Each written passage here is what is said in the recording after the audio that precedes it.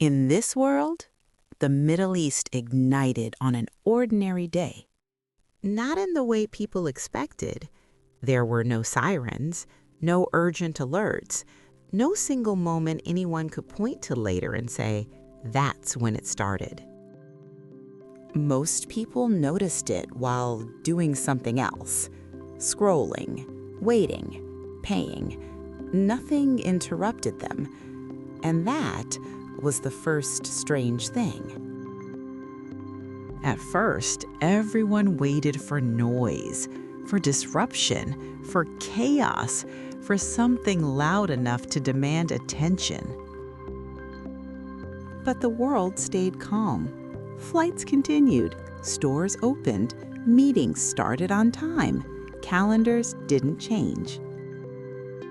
Which is why it felt wrong.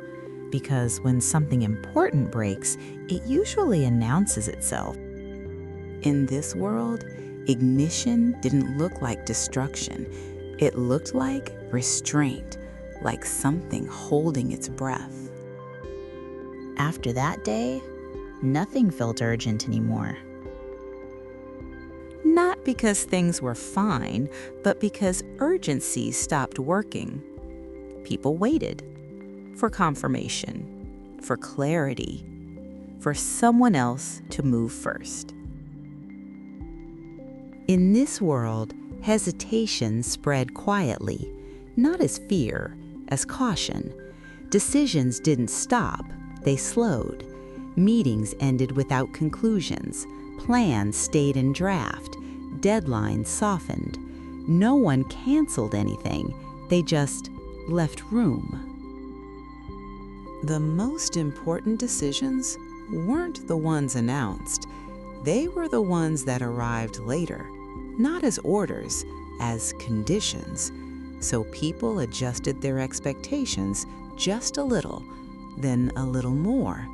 Not at first, because hesitation doesn't announce itself, it blends in.